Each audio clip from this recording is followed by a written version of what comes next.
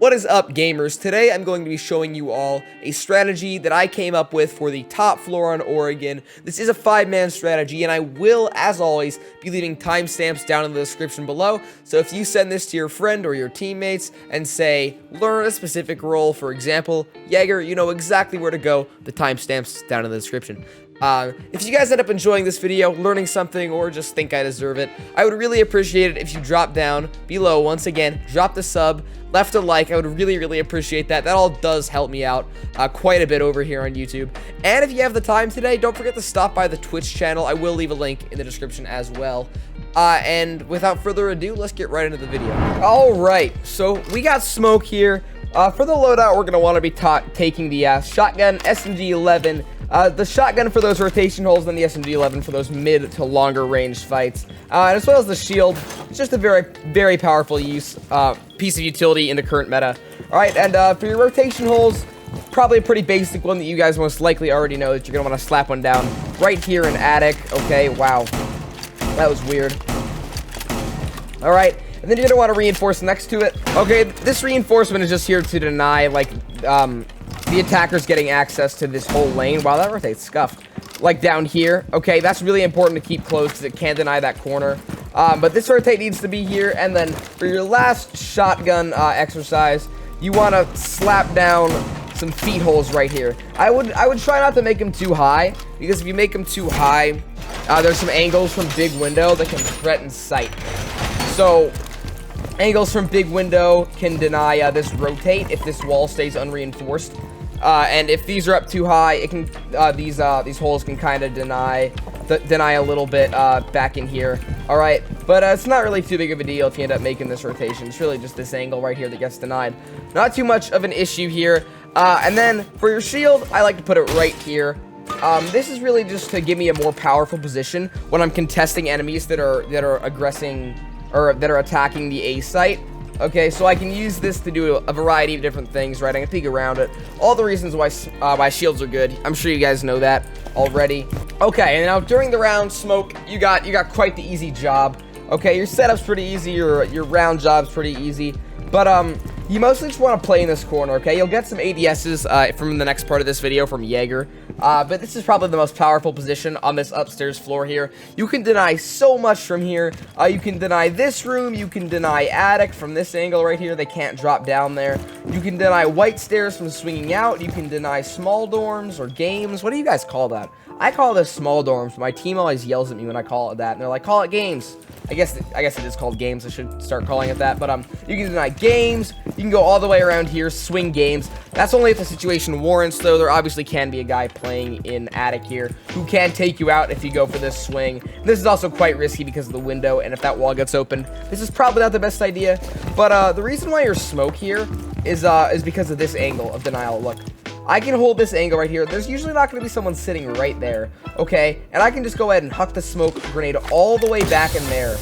And I can deny anybody trying to plant in this corner. If someone's planting here, you can also deny that if you hit the smoke. If you hit the smoke right here, okay? That will deny that. Alright, and then if they're planting here, obviously you have the option to shoot them through the wall. Okay, so your smokes are mostly to deny this. Okay, but obviously if they're not pushing here, you can use them for whatever else you might need them for. Stopping an attic push, stopping a white stairs push. But as Smoke, you know, your job is just to anchor. You are the glue that holds this strategy together, right? You stay alive as long as you can. You really can't be swinging things unnecessarily. Just stay alive. Use those smoke grenades to deny the late round plant over in games, and I mean that's basically your entire job. Hopefully that all makes sense for you. All right, so Jager, your job itself is pretty basic here, for the prep phase at least. Do your Jager things. You're going to want to be slapping an ADS down, right here, okay, for Smoke, and then one all the way in this corner of the room. Also, to protect Smoke from those pesky grenades that attackers will be hucking at you. And then for your last ADS placement, I like to put it right here on this wall. You can even put it on the floor if you want. I don't know why. That would be better.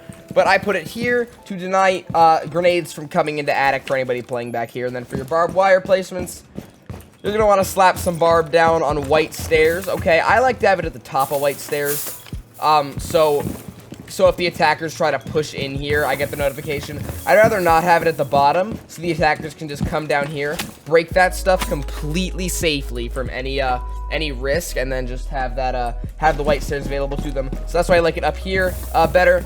And then for the trophy room barbed wire, basically any of these 3 doors are fine. I like to put it in here.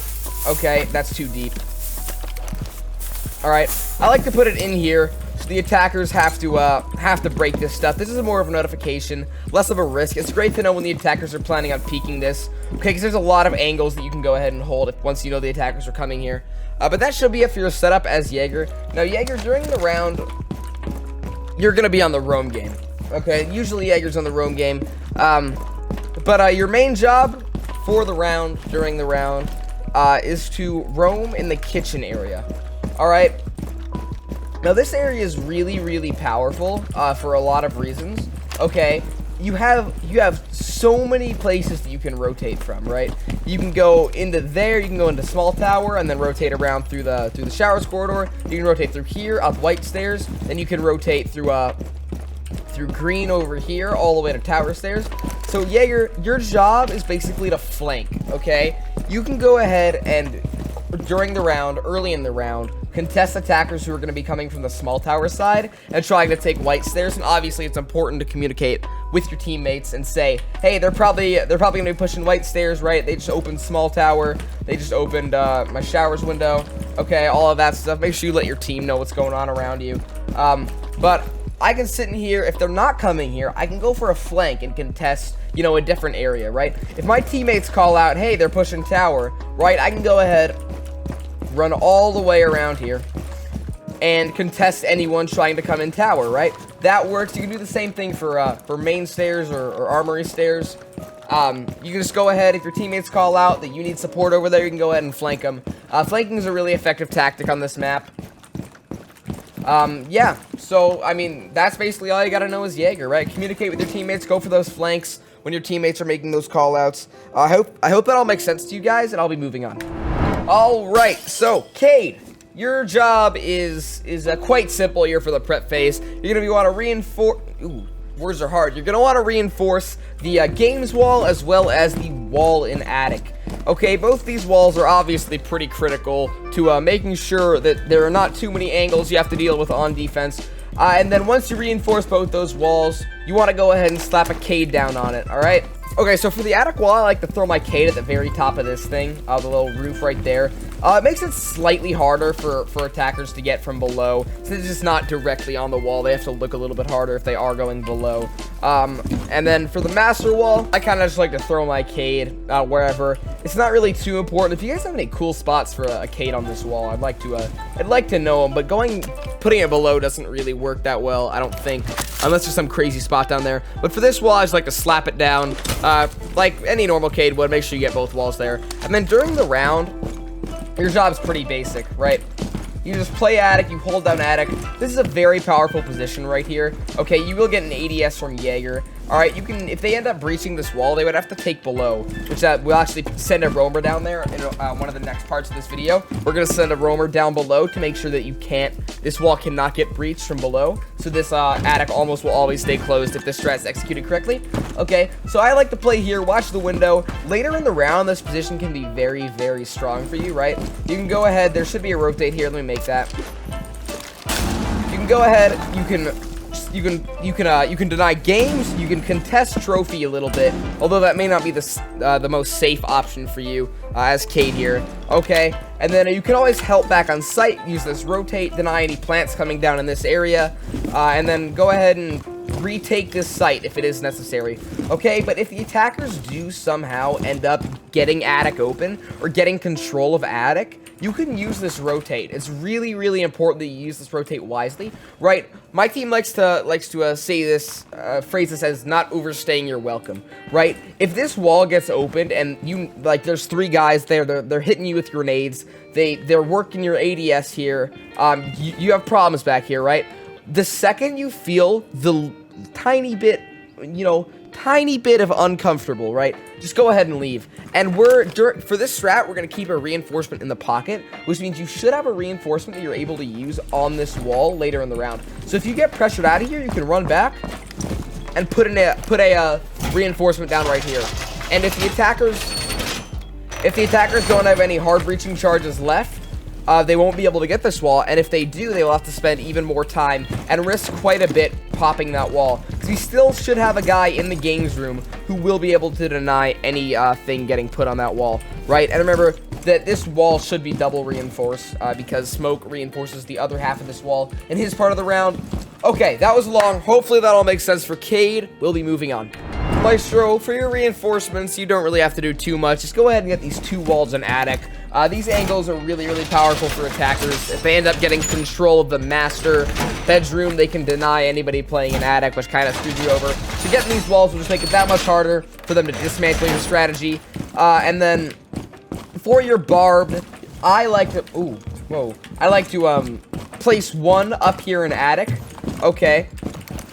So the attackers either have to vault over this, which makes them very exposed to a guy playing here, or run through that, also exposing them to a gamer sitting right here, right? And then for your second barbed wire placement, I like to put it under big window, okay? This can be really, really useful later in the round. Say the attackers say, okay, we're gonna have 4 people push master, and then when there's 30 seconds left, right, when we're about to execute on site, we're gonna have the last guy hop in big window. This barbed wire really just lets you know when that guy hops in big window. I usually don't like putting barbed on other windows, but in this specific case, since this window is used so frequently for late round executes, I really like to have that notification there for the barbed wire.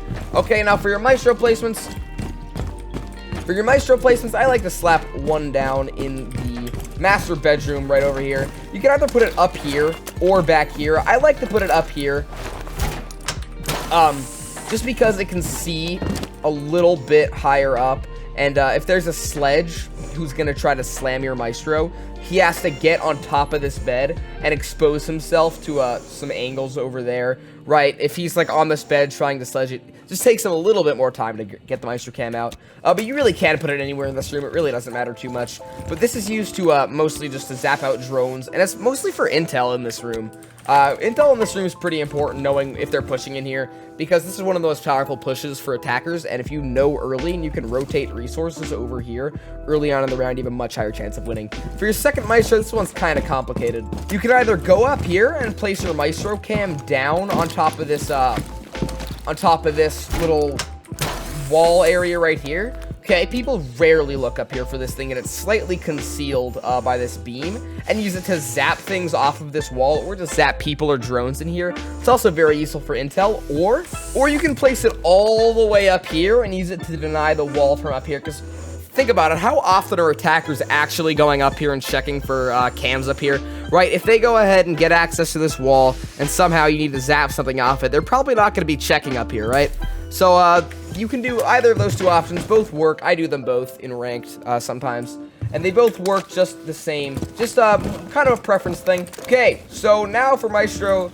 Maestro, what you want to do during the round is pretty basic. I like to play in the little games room right here. Okay, this position can be very, very powerful, especially late round if they're trying to execute on the A site. I'll use my little shotgun pistol, make some sight lines right here. You can use this. These are so valuable late round to deny white or big window, but I would not recommend making these at the very beginning of the round, because attackers will hold them, and when you go to swing them, you'll get your head taken off, basically. But I kind of just like to spend most of the rounds sitting right here, playing on my Maestro cams, right? And you're like, oh, if they push Master and get that wall, you're going to be screwed. Well, I have this Maestro cam in here to know if they're pushing Master, so I know if I need to move. And I can always just, play on the cams, make sure to make great call-outs to my teammates who are roaming, play on those default cams as well, not just the Maestro cams. And make call-outs to your teammates about where the attackers are pushing. And then later in the round, there's a lot of angles right here that you need to deny. But usually the attackers will be pushing either an attic trophy take or a white master side or a master trophy take, right? So if they get master wall, you gotta leave. If you hear the Habanas or the thermite charges going down, you gotta leave. You can run through here. If it's not safe, you can always just run around here, head into here, okay? But this area is really useful for going ahead and holding a trophy and holding A, okay? This is what this area is most valuable for, so make sure you try to keep it locked down as a Maestro player in this strat. Alright, I'll be moving on now.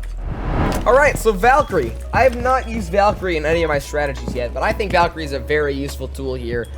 For your reinforcements, right? Oh, let me just get things straight first. Valkyrie, you're not going to be playing on site, right? You're going to be roaming here, and there's kind of a lot you got to do for setup. For your reinforcements, I'm going to go in here. Now, this might seem kind of weird to some of you guys, but because of these angles you can get right here from this side of stage up through the floor, right? You can just shoot open this wall, go through the floor, and then shoot off bandits or cades that are on the attic wall, right? This is the attic wall right here. You shoot through that, you get the bandits off. You really only have to control back here, this green hallway, tower side, right? But if I reinforce this wall as Valkyrie, once this wall is reinforced, once this wall is reinforced, the attackers really don't have access to that angle anymore, and they're going to have to expend a lot more time and a lot more resources getting into meeting to deny this this wall right here, okay? And that's kind of where you come in, all right? But I'll explain that more later. Next up, we're going to do the Valk cam placements, okay? Now, my Valk cam placements aren't great, but these Valk cams are mostly just to know where the attackers are pushing from. It's likely they'll get shot out, and if you guys have better placements for your Valk cams than I do in this video, I go ahead and use them. More power to you, right? For your first cam, I kind of like to put it up in here in this little corner of the pipes. It's kind of hard to see for attackers. It's not great though, honestly. It'll get shot out pretty easily once the attackers get control of this area. But this cam is really important for you to know if the attackers are pushing back here. That'll be useful later. Alright, next you're gonna want a cam watching the bottom of white stairs with a shower hallway. Okay, and what I like to do is just kind of do it lazy. A little bit lazy-like, because I like to use my deagle to open up this little hole in the floor. I'll use my deagle to open up this little hole in the floor, throw a Valk cam up inside there, and watch the bottom of white stairs from it. Okay, and then for your last one, I like to put it at the bottom of the armory stairs. Okay, right in this little corner. Okay, on top of the sandbags. I can use it to make sure that no one is pushing this hallway area and the armory stairs. Okay. Now, why this intel is really valuable for you as Valk is so you know where the attackers are pushing, so you know where you need to be. It's also very useful intel for Jager, who's going to be roaming with you. Okay, if Maestro or someone else on site is playing on your cams, and you can say, oh, they're pushing here, right?